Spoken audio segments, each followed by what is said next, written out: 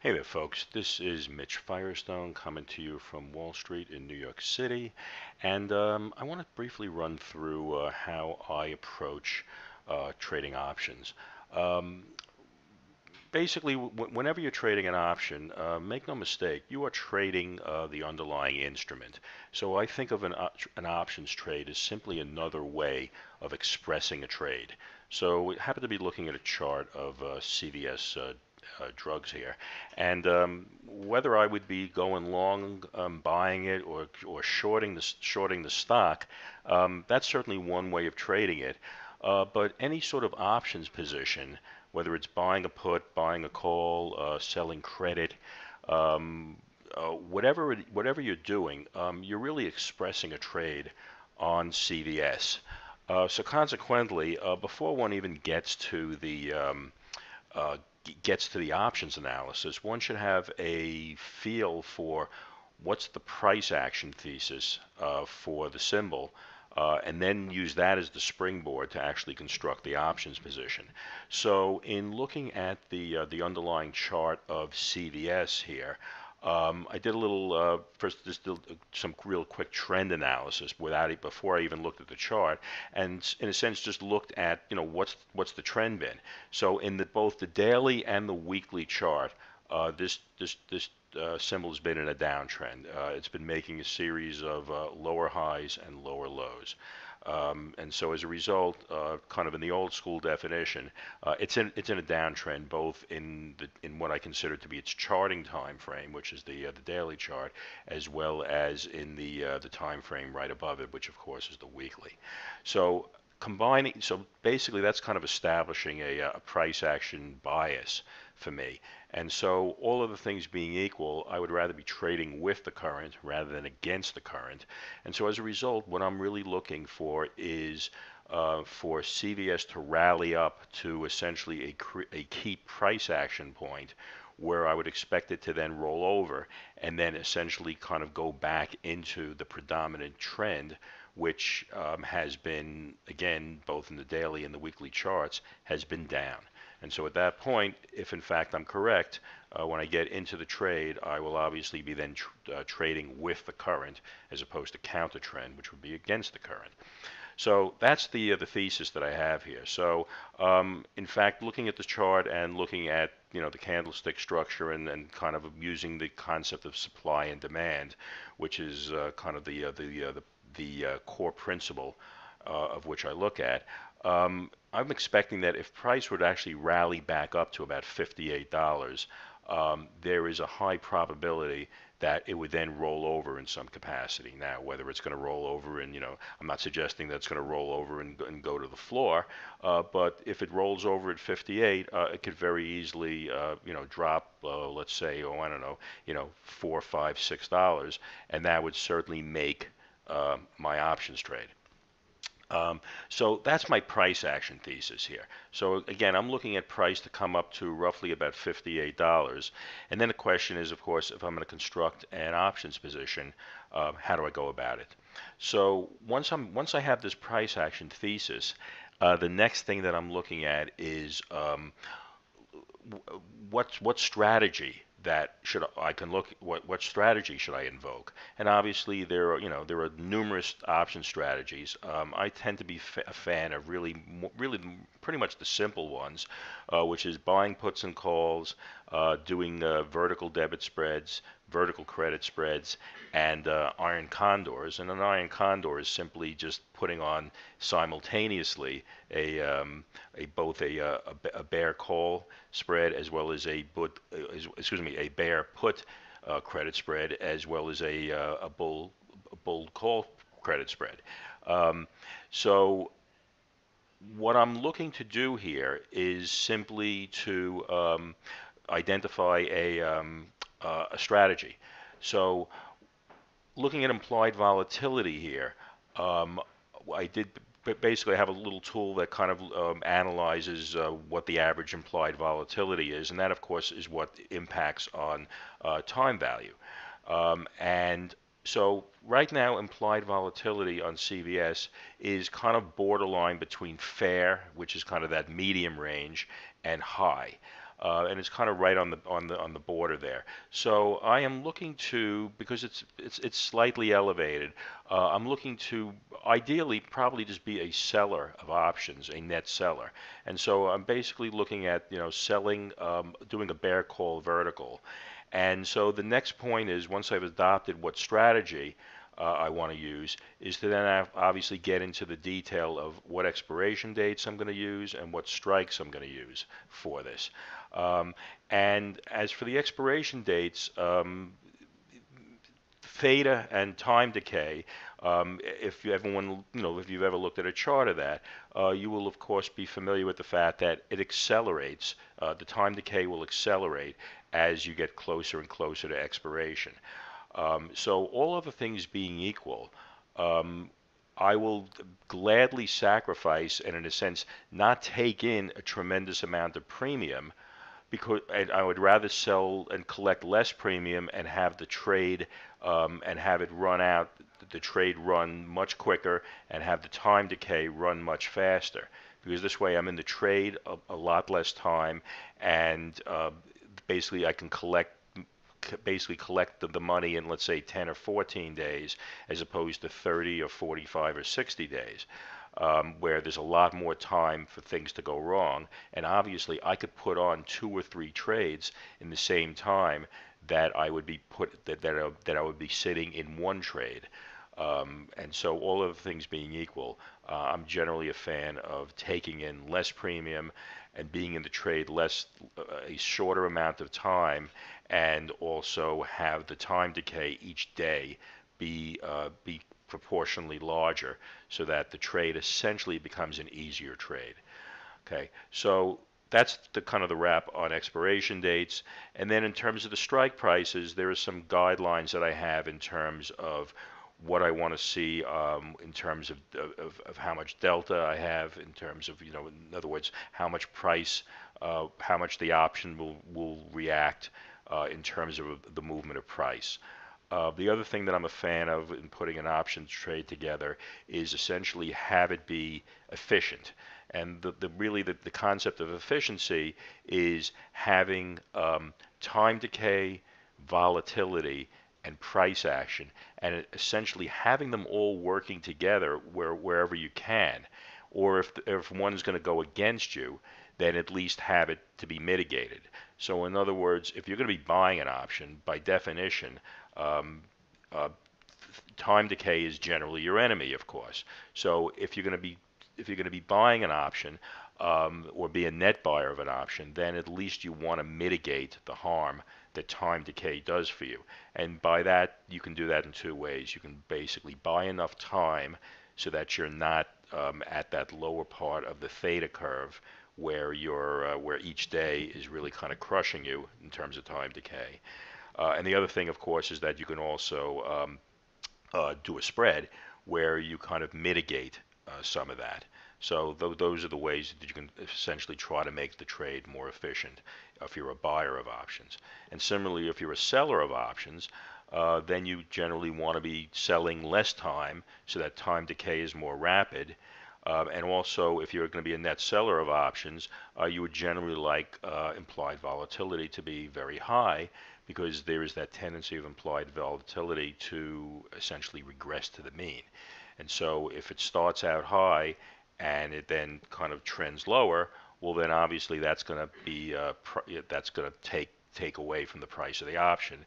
And when you're a net seller of options, naturally you want to be, collecting credit when it's high, and then either having it expire worthless, or at least buy the option back when the price is much lower. So those are all ways essentially of kind of contributing to the efficiency of the options trade. So in terms of the strikes, again, I have, some guidelines about, what I want from delta and, from gamma. And so when you combine all that, um, between that and the guidelines about, how much time I want to sell, if I was going to be doing this bear call vertical, what I came up with here was that I would be, using the options that expire, on April 5th, which is about, approximately 20 days till expiration, from now. And I was going to basically sell the 59 call and buy the 62 call in order to constrain the risk, because obviously I don't want to just simply sell a call, because at that point that's a naked call, and that's something I am absolutely not a fan of, and I don't do. Excuse me. And so if in fact, but I have to actually wait for price to come back to my entry point here, which is around 58. Right now we're sitting at 55.50. So if price in fact starts to rally up and it gets to 58, then the question is, well, how long is that going to take to happen? So let's just say if I give it a week for that to happen. Well, then, so that would take us, obviously a week in the future. So that would take us out to about April, right out to about March 22nd, since today's the 15th. And at that point, I can use my options platform to project out and say, okay, if it's March 22nd and the price is at 58, well then what's this option's theoretical value here? And the options platform indicated that this spread would be worth approximately 63 cents in a week. Now, if it happens to come up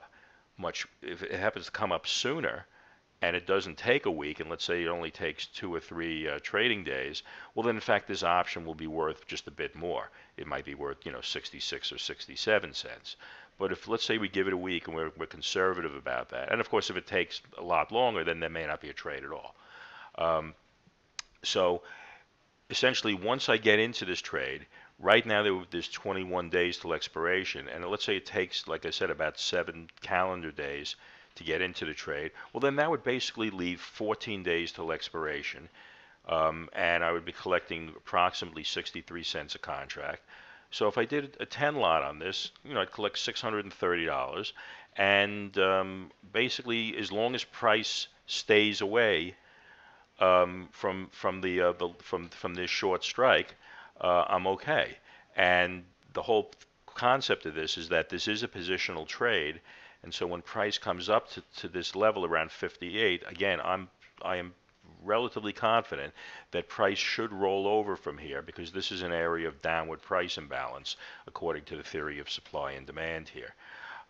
So that's what I'm looking at here. Now, if one wanted to, let's say, look at this as a positional trade, the other way you can do this is to do a bear put vertical here. And so what you're doing is you're buying a put here, and then you're selling one down here to essentially mitigate some of the cost of this put, and essentially kind of change the trade dynamics to effectively make it an easier trade.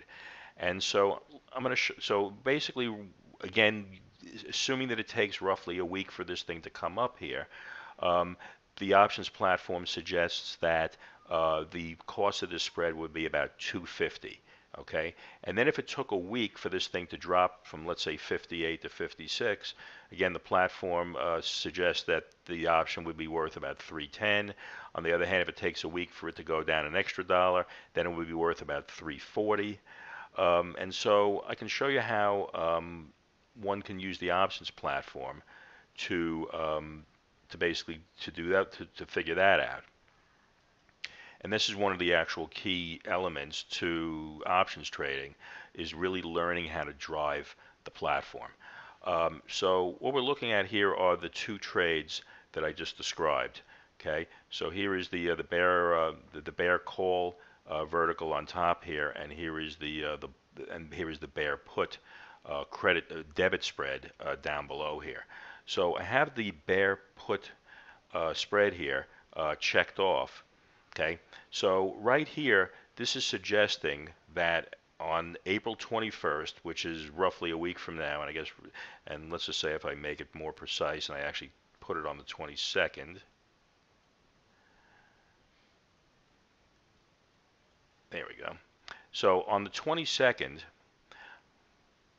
now it's changed to the 23rd, but it's close enough.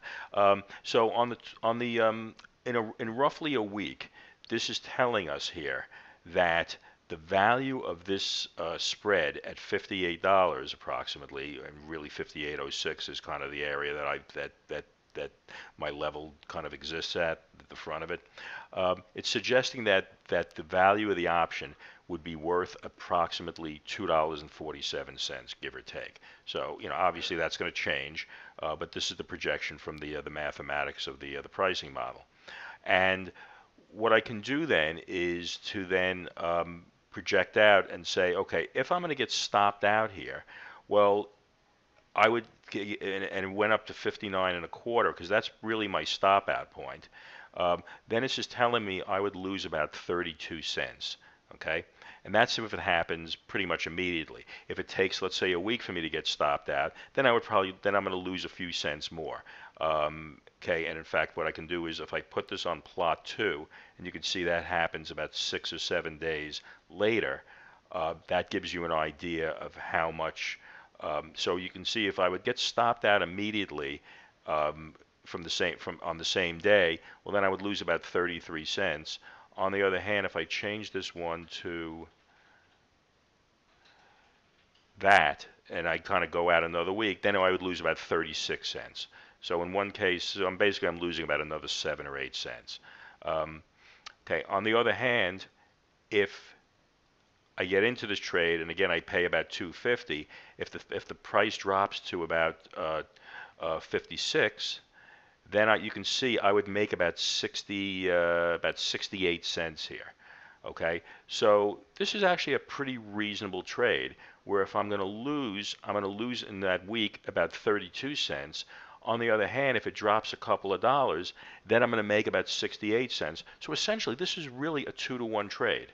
Okay, and similarly, if it goes and if it goes from here and it actually drops an extra dollar, then I would make about 80 cents, and then it becomes closer to a 3-to-1 trade. So I'm getting all of this out of the options platform. So again, that's one of the keys. So that's the other key. So really combining everything in terms of putting together a successful options trade, it's starting with an effective price action thesis, then moving on to understanding how implied volatility and time decay work, then following from that, using the knowledge of how implied volatility works, and then what the current state of implied volatility is for the underlying, using that to then direct your strategy selection. Okay, then having some simple guidelines on how the Greeks should appear in terms of a particular structure, and then using those guidelines for the Greeks to then inform your decision about which strike prices to pick, as well as which specific expiration dates to use. And then again, the last thing is then once you have all of these pieced together, what you want to do is to be able to compare 1 or 2 or 3 different scenarios and be able to then compare them, and you do all that by being able to drive your options platform effectively and understanding how to use the P&L chart. So anyway, that's what I got here. I hope you found it interesting. Hope you found it helpful. And until next time, catch you later. Bye bye.